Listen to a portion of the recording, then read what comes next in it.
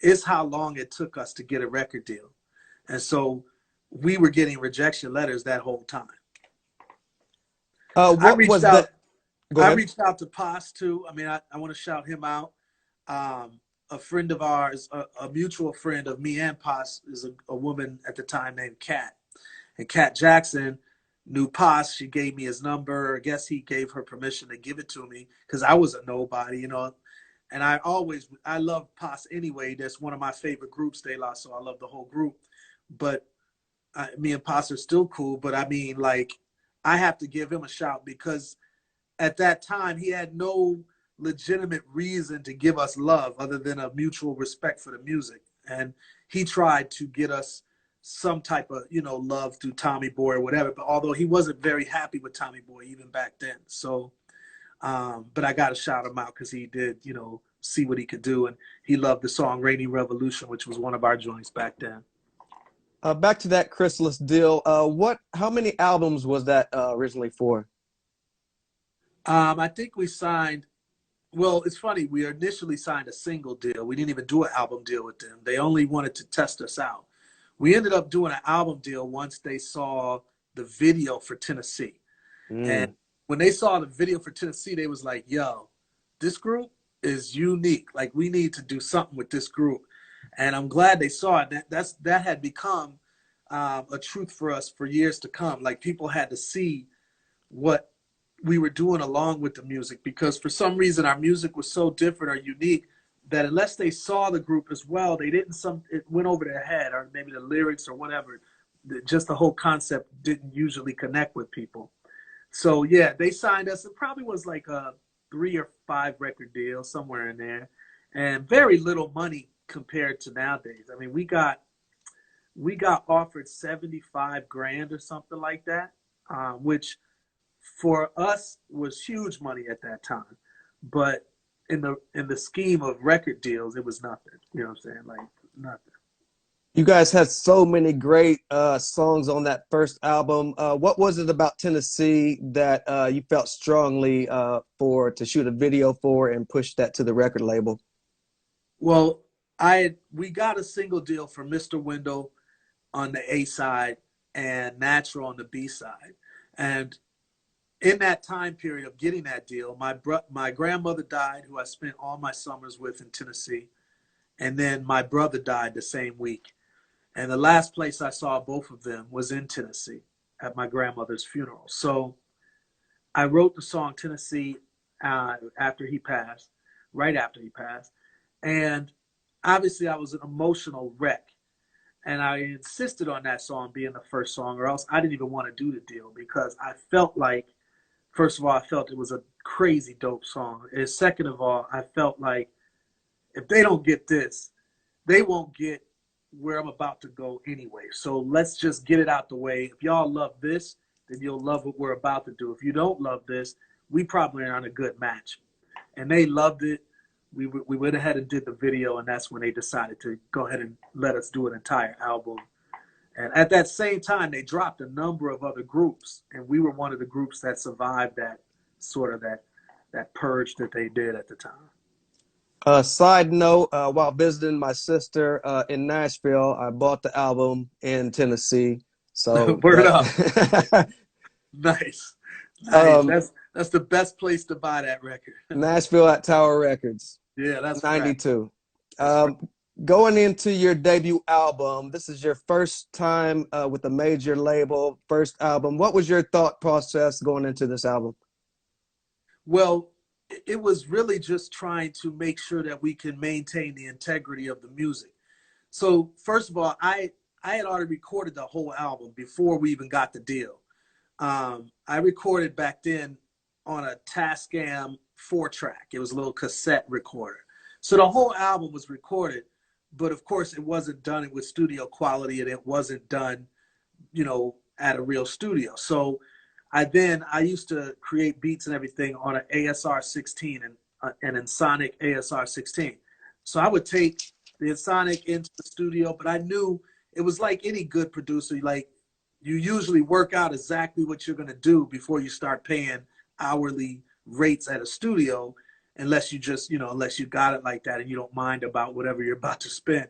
But we did mind. And so I would go in, I knew exactly the parts that everybody should do, and everybody had heard the demo tapes. And so even, a lot of times I would map out vocal parts for Headliner and then he'd just say it, or I'd map out vocal parts for Ishii and she would say it. So it's like a lot of that kind of planning was put into effect by the time we got in the studio, and we really knocked it out pretty quickly. We recorded in Wisconsin, which is where I'm from, and we recorded at a studio called Tracks 32, which was out in the sticks of Wisconsin.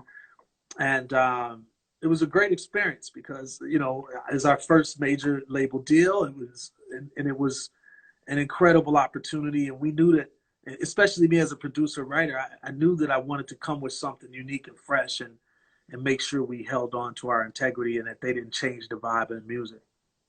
With so many people in the group, what was the chemistry like? Did they see the vision? Was everybody pretty agreeing with the topics and issues? What was the chemistry like between the group members? I think it was really great in the beginning. Like the beginnings was, everybody was bright-eyed. You know what I mean? So it's like, here you go. We're all living a dream. Like back then, everybody didn't get signed to labels. That wasn't just a usual thing. And especially if you're from Atlanta or Milwaukee. So, the very fact that we were signed, everybody was like, yo, this is incredible. And then subject matter and stuff like that, they had gotten used to the type of vibes that I was doing. And Headliner was down anyway. So Ishii, Roz would come pretty much later in the process. Like right before we started recording the album, Roz officially got in the group. Dion was never a member of the group, but she was obviously down with us. Dion Ferris and Roz were engaged at the time. So they were sort of like a package deal in a sense. And which was cool because Dion was incredibly and still is ridiculously talented, and Roz is too. So, and then Early Tari, all of them, they sort of knew what Arrested Development was trying to do anyway. So none of it was a huge surprise, and they were all down with the concept, and they rolled with it. In fact, we did an EPK called Eyes as Hard as a Million Tombstones back in the day. And, knowing what the group was about, each member in the group really added to that whole EPK, just helping to explain to the public, to y'all that listened to us back then, who we are, what we're about. So they all got it. Everybody was on the same page. I know when Tennessee dropped, it was immediately a Hypnotic song. In your point of view, when it first dropped and MTV got a hold of it and the airwaves got a hold of it, what was the reaction like from the public? Well, it was great. Like initially, it was a little scary because before MTV picked it up, I would go to the record stores and the owners would tell me only old people, and what they mean by old is my age now. They're like only 40 and 50-year-old people are buying your record now. I'm only 20-something at that time. I'm 21, 22, so I'm like scared. But then MTV had a show called Buzz Clips, and they picked it up, and that changed everything. And I'm so grateful for them. As much as I actually don't like MTV, I still have to give them props where props is due, because if they didn't pick up that song, I don't think we actually would have gotten the type of recognition that we ended up getting. Because that song, again, the music video in particular, being picked up by MTV, really resonated with the world and even across the oceans. So like in Africa, it's like they were digging it. People in New Zealand, Australia were digging it, Canada, Europe. So there was this immediate gratification from people with that song, and especially seeing the music video. What was life like after the album came out for Speech? It was absolutely insane. I mean, probably within a scope of 2 to 3 months, our lives 100% changed in every way you could fathom, whether it means, we're nobodies, quote unquote, to famous, whether it means we have no money to we're rich, whether it means nobody's calling us to everybody's calling us. We're not touring around the world. Now we're touring the world. So if you could imagine basically being a virgin to everything that you're going through, like every aspect of your life, you were a virgin, and now you're having your first at this, first at that, first of this, first at that. And I was talking once to Michael Stites from REM, and he was saying to me about our career, he was like, you guys were thrown into the fire in a sense. And basically your first album was so popular that your first experiences were shocking. Whereas his group, REM, they had numerous albums that didn't do so well. And then it started to climb, and each record did better than the next. And their fan base grew organically. Ours didn't. Ours was just like one album, and all of a sudden we're thrown. It's like being thrown into the deep end of a pool. That's how I felt. But I'm not dissing that. There was extremely highs that go along with that. So, I mean, I'm not, it is what it is, but it was crazy and surreal.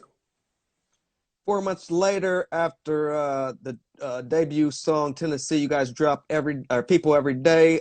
Where is Arrested Development at this point?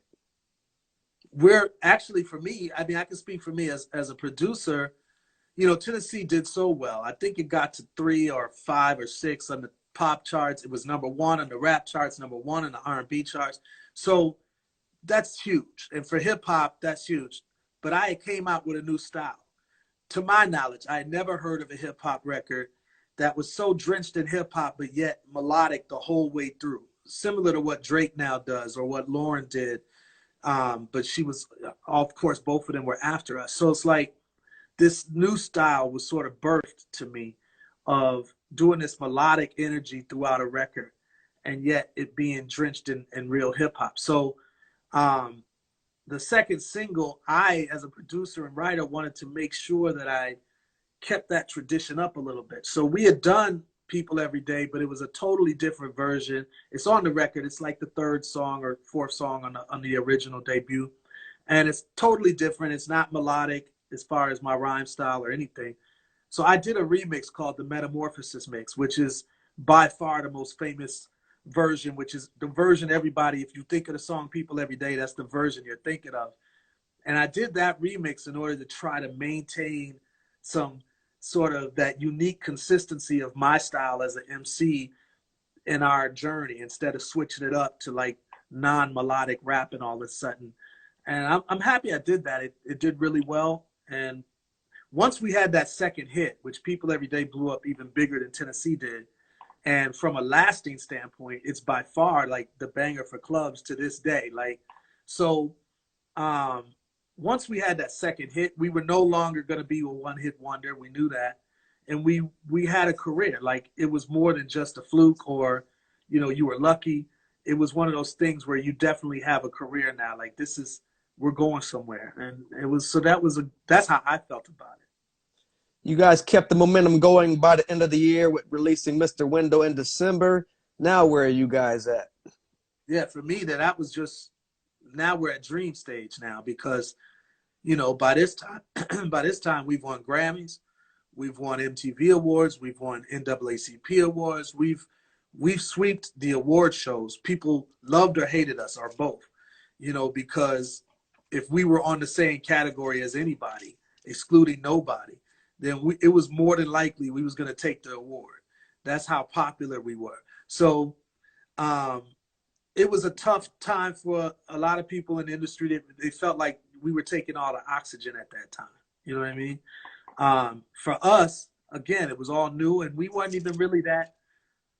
that heavy on the whole fame tip. Like, we weren't, or I'll speak for me. Like, for me, I wasn't very big on that. I appreciated fame, but I never was the type to sort of seek it out, So for me, it was 3 hits in a row, but I'm thinking about the next album. I'm recording. I'm messing around creatively. That's where my headspace was at. Rolling Stone also gave you guys Band of the Year. Can you take me back to a few special moments during the early stages? Like, take me back to the feeling of at the Grammy Awards. The Grammy Awards for me was literally, it was psychedelic to me, because, again, a first, but a dream come true. And especially the first time we ever go to the Grammys, we win one. Like, that's crazy in and of itself. And I remember my manager, Michael Malden, was telling me, because I was going to sit somewhere in like the fourth row or something. And he was like, no, why don't you sit up here? And that gave me a hint that maybe he's making this accessible so that if we win, you know, we have a quicker way to get to the stage. And so it was like, okay, we might win tonight. And meeting Michael Jackson, Madonna, I mean, you know, Lenny Kravitz is people that, you know, especially Michael Jackson and Madonna at the time. Lenny had only had one record out at the time, but, you know, these were legends in my eyes, rightfully so. And just to be in that type of space, you know what I'm saying, Janet Jackson, I mean, it was just outrageous. It was on a whole nother level. And it was a dream. You know, growing up in Milwaukee, I'd watch the Grammys every year. And I always, since I loved music, since I started to get into music, I always dreamed of being on that stage. You know what I mean? So to be able to see ourselves on that stage was outrageous. And at the exact same time, there was this double-edged sword of being a conscious Black artist, knowing that you're getting all of this love, and trying to make sure that you're grabbing this opportunity with the most that it possibly can be for Black people. So making sure that with this popularity, we're using our money wisely. So we donated half of the proceeds to Mr. Wendell, to the National Coalition of the Homeless. Every day, like right after sound check, we would go to the projects and we would speak to the people in the projects to strive to inspire, uplift, let them know that we see you. We're here with you. Like, all of this was in my vision, it was my way of saying, we're trying to create a new paradigm, like a new way of approaching fame, where we're not forgetting the community. We're striving to include you in this journey, and let's advance together. You know, so that was sort of our whole, you know, mindset at the time. David Letterman. David Letterman was one of the coldest studios I've ever been in. He keeps his studio literally like, I think it's like 30 degrees in there, something like that. He doesn't like to sweat. So he would keep the studio ice cold. And so you'll literally see people with steam coming out of their breath on some of the interviews with David Letterman. But again, it was a dream come true. And, you know, David Letterman, I'm grateful that he even, you know, knew who we were and gave us that great opportunity. Saturday Night Live, Arsenio Hall, we got to shout him out. He was a huge influence on giving us love, you know, so a lot, you know, Soul Train. What about Sesame Street? Sesame Street was an honor, you know what I mean? Because, you know, for me personally, the song was cheesy, and I didn't have anything to do with writing the song, but I wanted to keep in mind that this was for kids. And I would later sort of feel jealous because later Common did it, and he had one of his producers make the beat, and he did some really nice rhymes. And I was like, man, I wish we would have known that, like, because obviously we were pre-Common and pre-Lauren and pre a lot of these artists that would end up doing Sesame Street. We were sort of the guinea pigs. So we did this beat that they created. It was cheesy, and but I loved the experience, and I'm still grateful that we were one of the very few hip hop artists that ever get to do that show, because they don't just let anybody do Sesame Street. So I'm very grateful that we had that opportunity. And one more performance I'm interested in hearing about is Woodstock 94. Woodstock was, again, another honor, because I studied the original Woodstock, you know, and I knew how important Woodstock was to music and to culture in America, and especially to the counterculture of America.